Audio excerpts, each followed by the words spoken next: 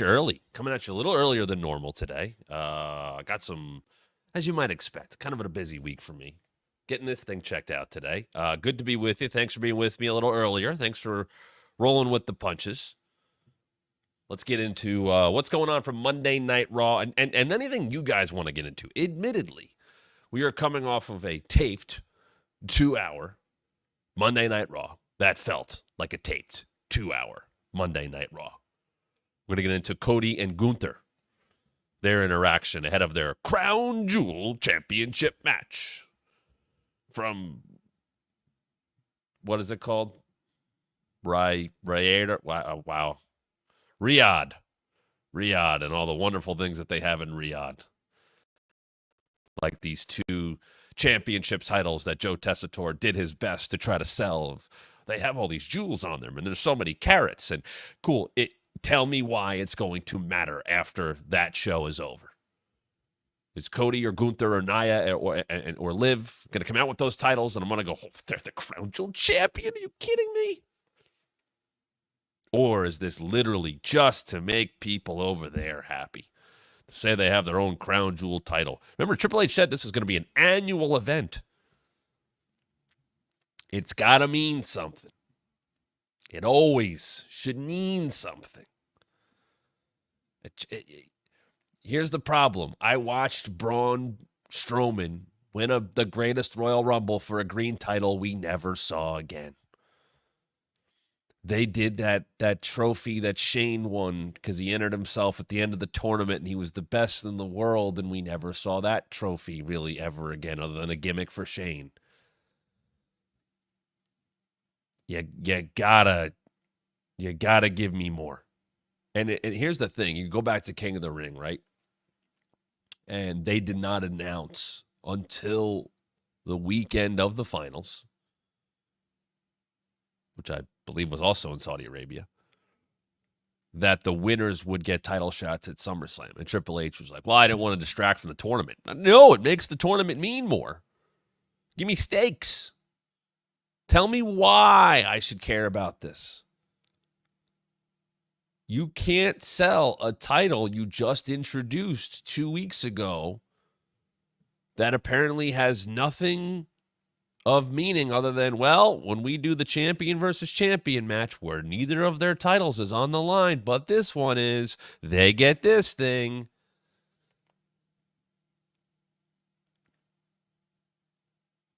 It feels like lazy booking. It feels, and I don't say that as a whole. I don't mean everything is lazy. I'm saying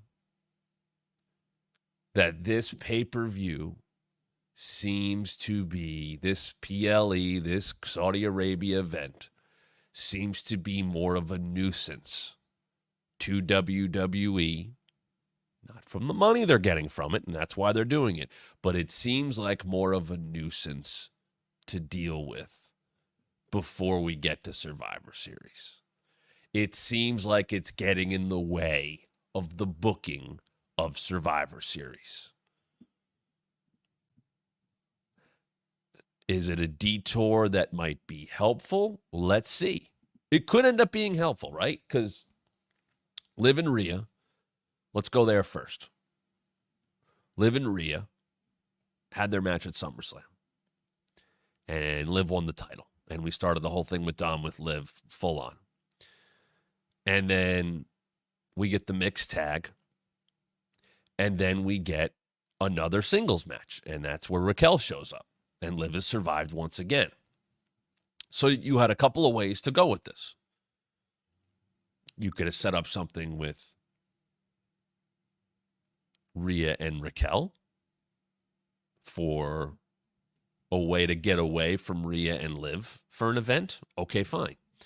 Instead, we have Liv forced into a champion-champion match against another heel in Nia Jax.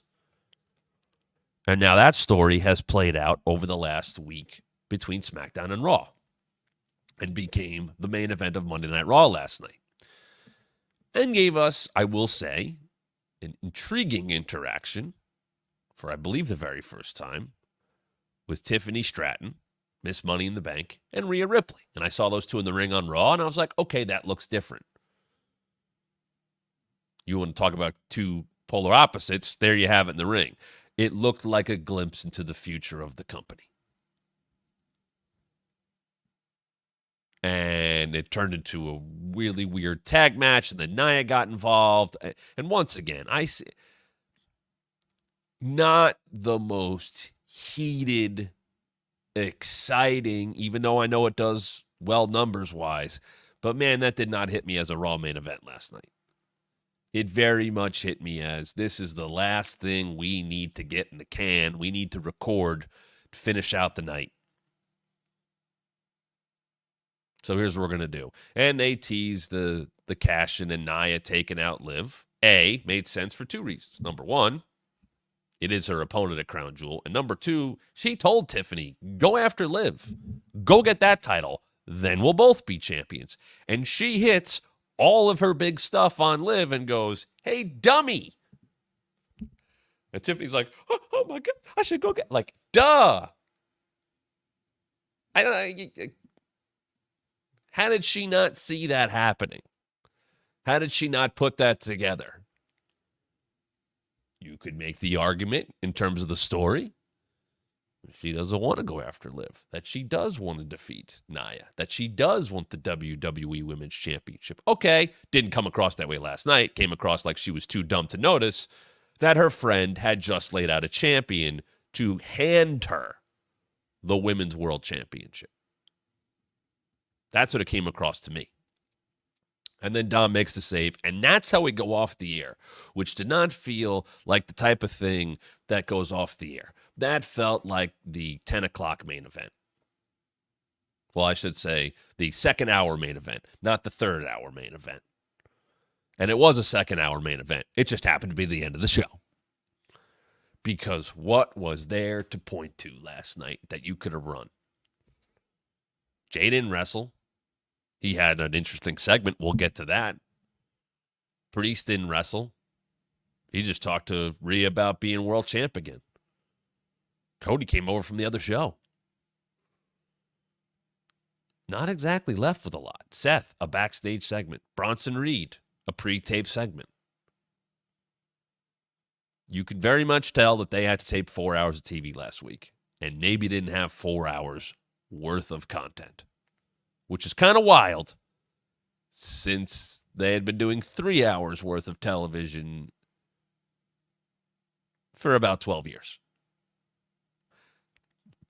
I will fully admit it was weird scheduling-wise for the company to have to then go from running 3 hours to 2 hours, but make the switch on a week where you have to shoot two 2-hour shows. It didn't feel like they had 4 hours worth of content. They probably had if you put the two shows together, a solid Raw in there, but instead it felt like, we got to stretch all this out. We got a tour next week. We're going to do what we got to do. That's what it came across as. It didn't feel like a big Raw. Not that they all can feel big. Let me get that straight. Some will feel bigger than others. But I think you want to do your best to make sure it doesn't feel like a tape show. And it felt like a tape show of we got to get this done. And sometimes it'd be that way. Ratings-wise, I don't even know if anybody cares about Raw ratings anymore. I think the only number people care about is what AEW does for the most part on Wednesdays. I feel like that's the only topic of discussion as it relates to the ratings. Raw went up against a Jets-Bills ugly game, but still marquee game with a big player. I don't know. And once again, people at 10 o'clock can go, all right, don't have to worry about Raw anymore. Back to the American football game, back to the NFL, back to Aaron Rodgers. Also, small thing, domestically here in the U.S., ABC is going to simulcast 6 more games, I think including last night's game, that will also cut into Raw's viewership. Once again, don't think it's a big deal in terms of the overall discussion, and certainly won't be much of a conversation come January anyway.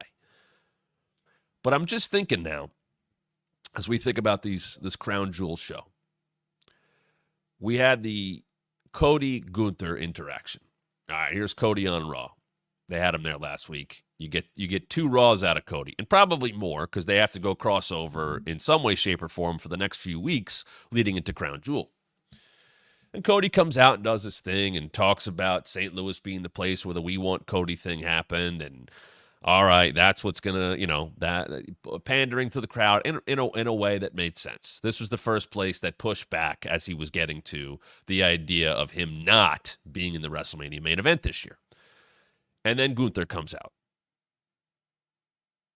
And once again, Gunther talks up his opponent and then finds a way to rip him down, but really without changing his cadence.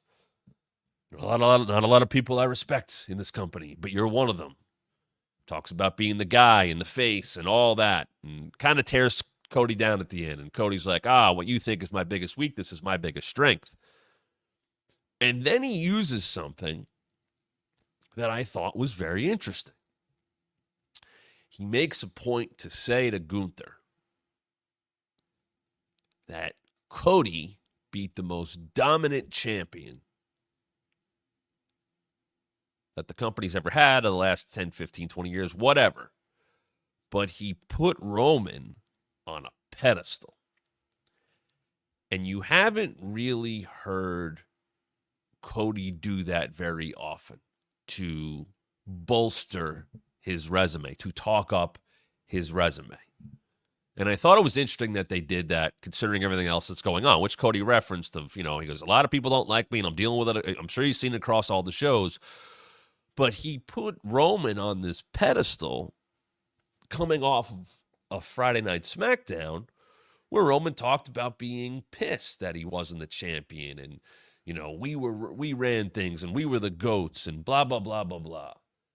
And even Jimmy said, hey, we're not that anymore. And it was almost like Cody unintentionally, and by the way, what Cody said last night was taped 4 days before that whole Jimmy and Roman interaction on Friday Night SmackDown. But it was interesting that Cody used Roman to bolster who he was and who he was to Gunther. And if you want to talk about being dominant, I beat the most dominant champion maybe this company has ever had. You're not in the deep end because your feet can still touch the ground. And then he insinuated he'll be in the deep end when he steps in with Cody Rhodes. And I like that. Part of me looked at it as if it's to say, hey, we are 6 months into Cody Rhodes' WWE Championship reign. He's been a main eventer. He's been a top star in the company since he walked back through the door at WrestleMania 2 years ago. Yet, in a way, he felt the need to defend himself to Gunther, but also sending the message of, hey, if you're so dominant, you better understand you're stepping into the ring with someone who beat the most dominant champion of all time, who is the WWE champion, who is the face of this company. Don't take that lightly. Don't doubt who I am. And no one should be doubting Cody, but Gunther can look at Cody in such a way. Gunther can look at Cody and say, I'm respectful of you, but you also have all these other things that you're worried about being that. I'm not worried about that. I'm a great champion. You're a secondary champion. That's the line. That's the line that when it comes from Gunther as the world heavyweight champion, a championship that has been around for what, 17 months in that iteration? But because of the work Gunther has done in his entire main event run or his entire main roster run, from Intercontinental Champion to winning King of the Ring to being a world heavyweight champion who has defeated Damian Priest, who's defeated Randy Orton, who's defeated Sami Zayn. He has built up everything he has done. and everything that is associated with him as a big deal. And it feels big. And it feels like if Gunther's attached to it, it is main event. It is top caliber. And that includes the World Heavyweight Championship, to the point that he can say with a straight face and with full belief that he is the top champion of the men in WWE. I brought out the argument last week. Who is the better world champion right now? In story. I know Cody's the guy. I know Gunther is not even a top 5 face of the company person. He's not supposed to be. But in kayfabe, in storyline purposes, who's been a stronger, better champion? To me, it is Gunther. Now, that might make you care about this match. Do you care about this match? I asked that first. I throw that to everyone in the chat right now. Nerdy Dude, Ronald, John, whoever. Do you care about Cody Rhodes versus Gunther for the Crown Jewel Championship? If you don't, would anything make you care? Would you care more? Or would it matter more if Gunther won? Because he is not the face of the company. I think he kind of has to win. Now, I don't like the idea of either one of these guys losing a match when there's no title to lose. I don't like one of these guys taking a loss, even if it's to the other champion. I don't like that that's happening 6 months into Cody's reign, 2 months into Gunther's reign. Very early for first-time world champions to be losing and it not end their reign. That's my problem with it. That's why I think this show is a nuisance for the booking. And I don't know the comings and goings and the business dealings. And believe me, this kind of stuff happened. Here, I'll tell you a story. When they did Night of Champions last year, and Seth won the World Heavyweight Championship, that was supposed to be, from what I was told, a King and Queen of the Ring tournament. They were bringing it back. And for whatever reason, it wasn't, quote, big enough. And instead, we got Night of Champions, and we got Seth winning the World Championship. Now, I'm not going to say that that wasn't the plan, but they definitely wanted to make it more. And that was, from what I was told, a Saudi insistence, if you will. Let's call it that. And so we got AJ and Seth, and we had the world title and all that stuff. And I don't know if it was because of who was going to be in King and Queen of the Ring or whatever it was, but there was a pivot there. So that has happened before. You've, I think, all heard the story that, you know, for that battle royal, they wanted wrestlers who were deceased. So they couldn't get Yokozuna. They got that random sumo guy. You know, they all the big names that show up. That kind of stuff has happened. And I do wonder, while we've had a Crown Jewel, this November show for years now, if that was, hey, we want it to be bigger. Okay, here's the Crown Jewel Championship, and it only gets fought for here in Saudi Arabia. And maybe that will be a big deal on the day of, but I don't see the general fan caring after the fact if it just disappears. Hey, look, at some point in time, it will be a talking point when Cody Rhodes and Gunther battle, and it matters more. Maybe over one of their championships or in a much more personal feud as opposed to this, which is just champion versus champion thrown together. Someone will have a talking point of, I beat you.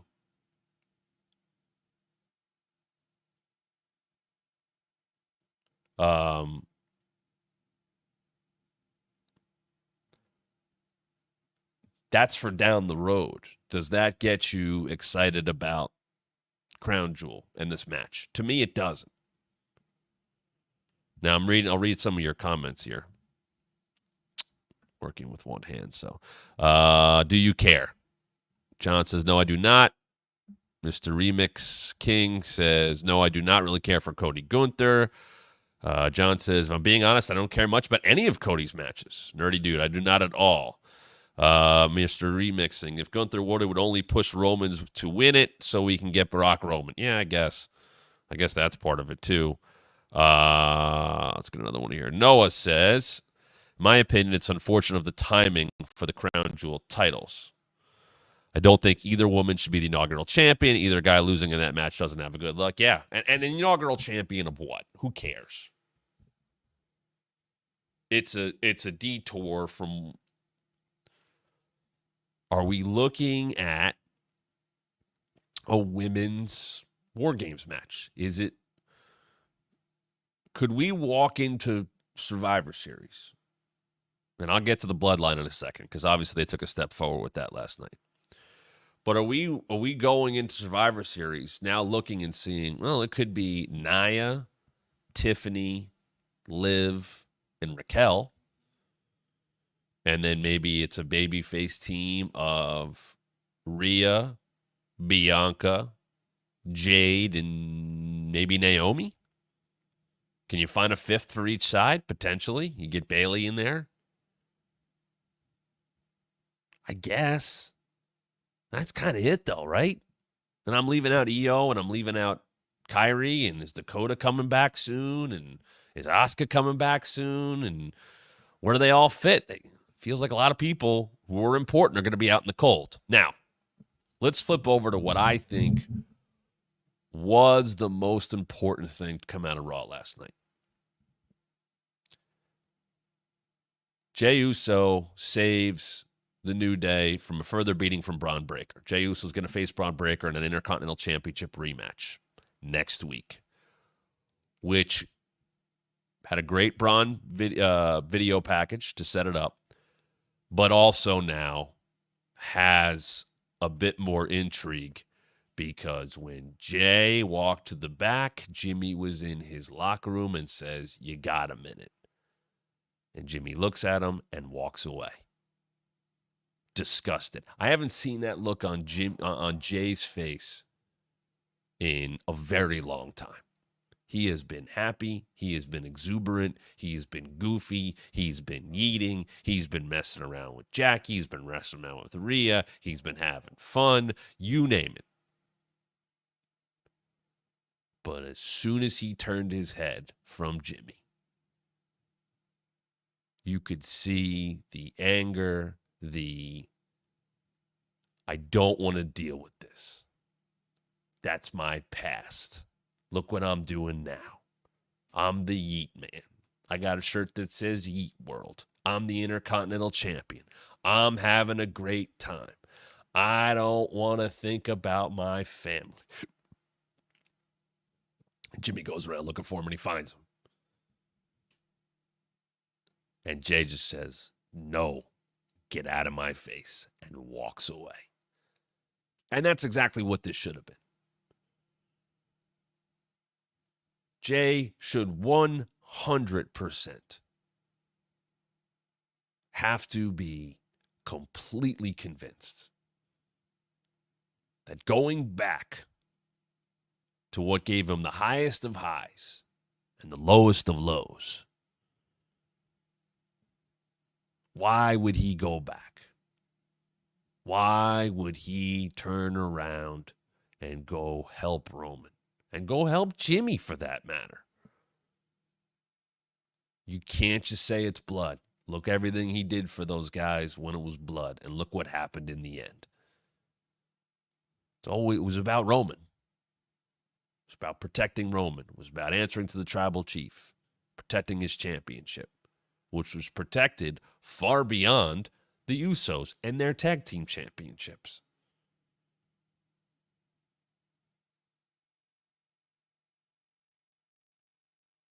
It can't be Jimmy. It could be Paul, but it's got to be Roman. And that's why I say Crown Jewels is just a stop along the way. Survivor Series is the next big destination. We are about 6 weeks from that. What we saw last night between Jimmy and Jey is something that will continue now until Jey says okay. And you know what? What if he doesn't? We're all assuming he does. What if he says no? What if he has second thoughts in the night of and then makes his presence felt or after the fact? You could tell the obvious story if he finally gets convinced and he comes back and he says, hey, it's one time only. I got to go back and do my thing. You got to understand that. You could do that. But what if Jey said no? Think about that. What if all the damage that has been done to his psyche? What if that PTSD he has is too strong? And he goes, no, I've been through enough.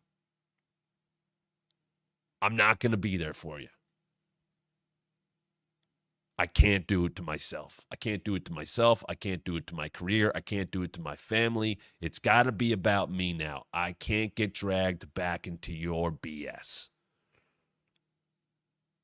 I'd be super interested to see what that would result in. Would Jey, it's a deeper level of Jey.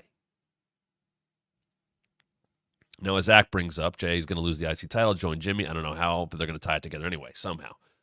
It does make the IC title match, which a lot of people guessed would happen again, and perhaps Jey loses the IC title to Braun Breaker next week. And it's because someone gets involved from the Bloodline, new version, Roman, Jimmy, whatever, or Judgment Day or something. And then Jey can put his focus on the Bloodline. I don't like that. I don't.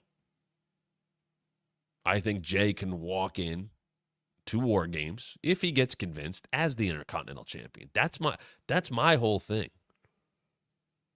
Roman's got to acknowledge what Jey has done without Roman, without Jimmy, without the Bloodline. Does he have some friends on Raw? Yes. But he won the Intercontinental title by himself. Sure, he's got the crowd by his side. But he has proven, and I would make this point if I was Jey to Roman, I showed I didn't need people. I showed I could win a championship on my own. I'm proud of that, Oos. Be proud of me. And Roman should be proud of him. And he should put that over. And he says, you know what? I need the Intercontinental Champion. I need the Intercontinental Heavyweight Champion to be by my side. I need your... Roman's got to give it up for him. And I'm not saying they need to rush this, because you got time. I would have multiple people try to convince Jey.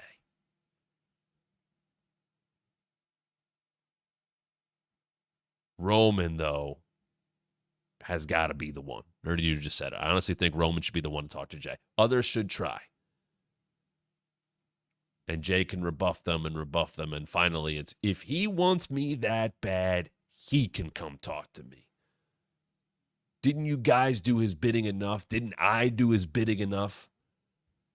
If he wants me that bad, he's got my number. He knows where I'm at. The Intercontinental Champion is right here on Monday Night Raw. I don't think he should lose next week. And if they take it off him, to put that focus on what's going on with Roman and Jimmy and the new bloodline. Okay. But I don't think he needs to walk into that War Games match without a championship. I actually think it gives him even more clout, even more respectability, that let's say it's only him, which probably will be the case if he doesn't lose next week. What if Jey walked into that match next week, or walked into War Games, I should say, and let's say it's alongside Roman, and let's say it's alongside Jimmy, and I'll guess Sami Zayn for now. But what if Jey walked into that match on his team as the sole champion?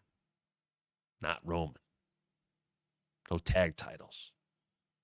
He's the most successful one standing there at the current time. That puts him on a more even level with Roman. And I think that's where you need to present him. He's not ever going to be Roman. But for the next month and a half, maybe it means more to have Jey be an Intercontinental Champion and a solo champion when Roman isn't. That presentation, that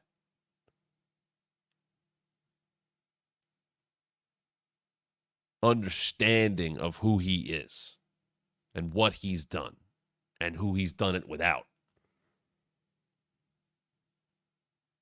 He should get through Braun Breaker next week because it keeps Jey as strong as he possibly can be.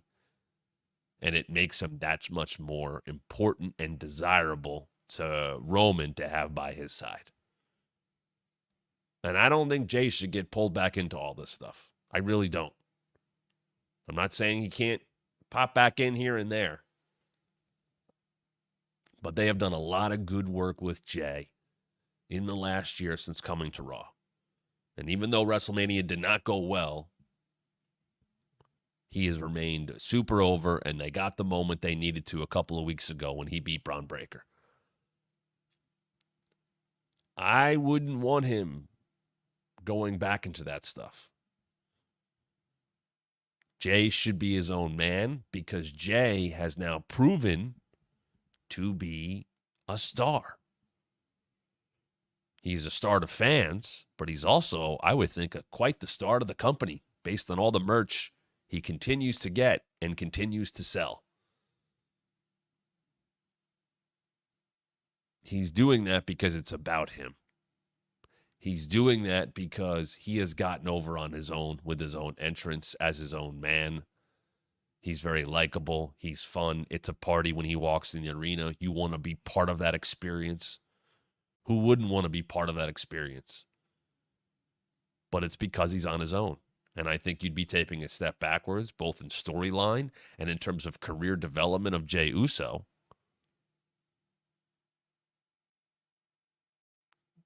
To have him drop the IC title, go back with his family, and then what?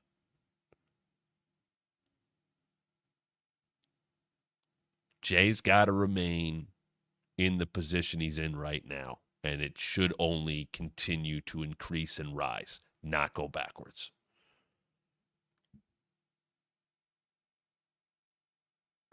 I don't have a hell of a lot on the rest of Raw. I got to be honest with you. The women's tag team title match seemed was almost booked in reverse because here's the thing.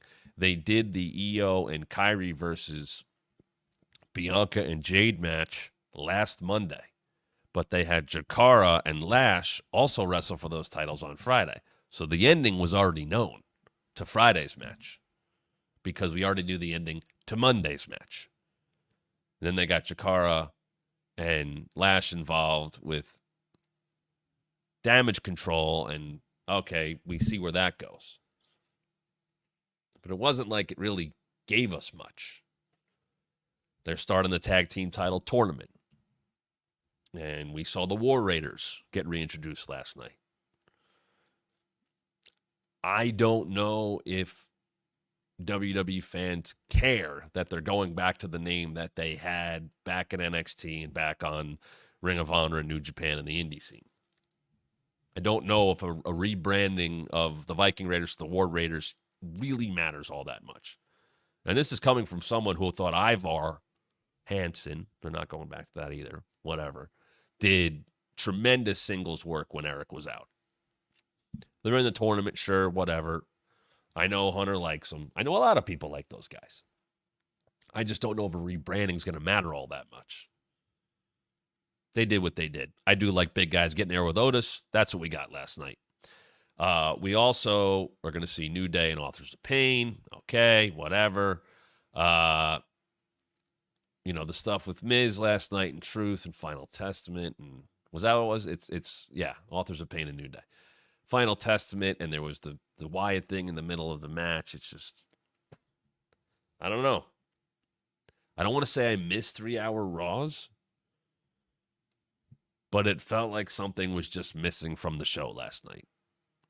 And once again, it could be taping schedule and all that. But, yeah, I don't know. It doesn't feel as big. It felt like Cody had to be there. But, like I said, it feels like this next pay-per-view is kind of a pain in the butt to book, because there's so much more coming up. Survivor Series, Saturday night's main event, the first Raw on Netflix. I think a lot of people know that after Survivor Series, December's a down month. And they've eliminated, a main roster pay-per-view from December the last couple of years. And, obviously you kick things back into gear for January and for the Rumble. But this year, it kind of feels like right now is the downtime. And will remain that until we really get into bigger Survivor Series build. And then Survivor Series. And then we'll only be a couple of weeks away from Saturday night's main event, which I think will be presented as a big deal. And I think we'll get to that first week of Raw on Netflix, and that will be a big deal. And then we're in the Rumble run, and then we're on the road to Mania. So there isn't that. It doesn't feel like we'll get that typical downtime in December this year. Now, I'm talking about how it feels like that more now. And Friday, we got hot stuff all over the place with Jimmy and Roman and KO and Randy and Cody and where that's going to go. So all of a sudden, SmackDown feels better than Raw, hotter than Raw, more meaningful than Raw. And maybe it's Raw finding their footing going from 3 hours to 2 hours. That is certainly a possibility as well. And they can't all be home runs. That's the thing. Nerdy Dude says, I was honestly confused to why Jakara and Lash are feuding with Damage Control. Like, why? They might be just trying to make a name for themselves. They had that whole video package last week. We earned this. You didn't win a damn thing. Literally didn't win a damn thing to earn that title match on SmackDown. So, I don't know. I don't know if they're trying to reestablish them. They clearly like them to put them on SmackDown. I know a lot of people think very highly of Lash, but yeah, a bit confusing. Nerdy Dude, and I'm glad you're bringing this up. On a random note, Matt, speaking of the Rumble, do you think we'll get Joe Hendry in the Royal Rumble? When was the last time we talked about Joe Hendry on this show? The first 2 episodes of NXT on CW.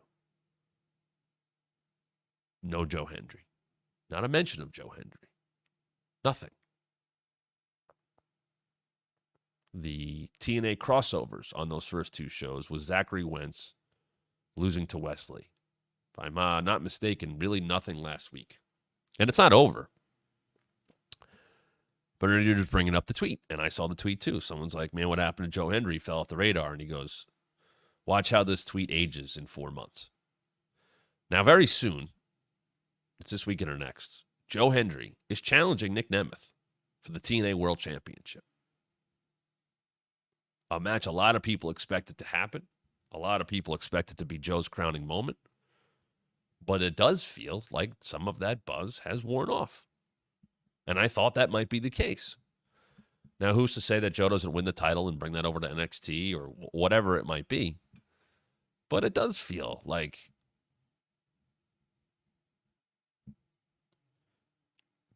maybe at least the chapter between him and WWE closed. And what is he getting at in 4 months? I don't know, contract. Some people say he's contracted the end of next year. Who's to say in 4 months, which would put us, by the way, in Royal Rumble season. He's not in that Royal Rumble.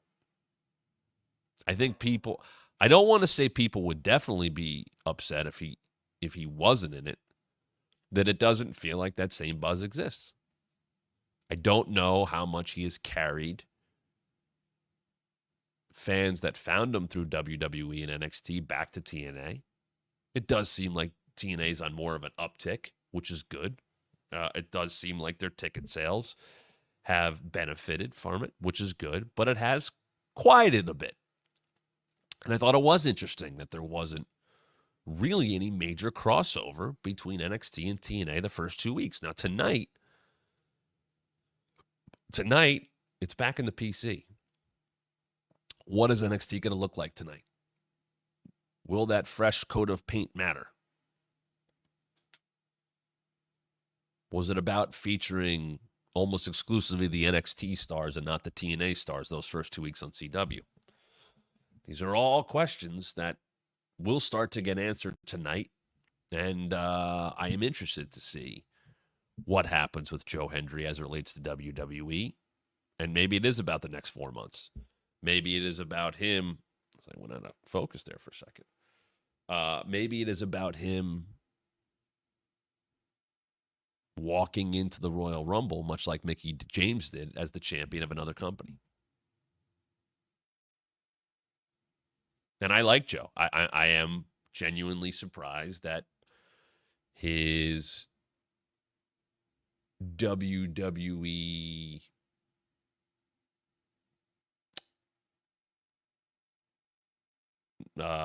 standing is not what it was.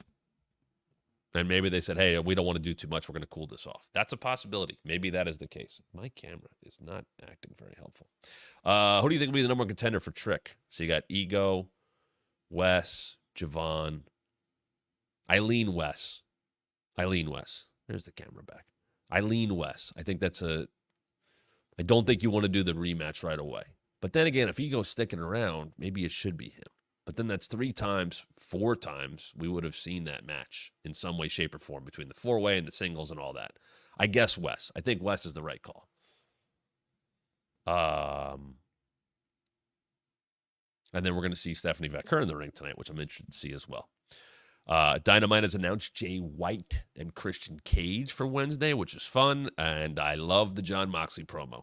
He is champion. No one is safe. We'll get to more of that, though. I might not get a chance to talk about it this week because, as I said, tomorrow looks like the last show of the week that will be live. If I can get some stuff in the can for Thursday and Friday, I will. But I'm getting married this week. Got a couple more doctor's appointments to deal with. So I will leave you with that for today. You can go to ProWrestlingTees.com/TheWrestlingMat. Get your Pro Wrestling Tees merch. Get your Wrestling Mat merch. And you get a discount if you're a Mat member on Wrestling Mat merch. Become a member at TheWrestlingMatShow.com. If you're listening on the Believe Network, you're listening where you get your podcast. Thank you. Make sure you subscribe to the podcast. If you just watch, subscribe to the podcast. If you just listen, subscribe here at TheWrestlingMatShow.com for free to our YouTube channel. And become a member at TheWrestlingMatShow.com. Thank you for jumping on me a little earlier today. I certainly appreciate you all. And I'll be back tomorrow to talk about wrestling even more. What will that PC look like? We'll get to it tomorrow and plenty more right here on the Wrestling Mat.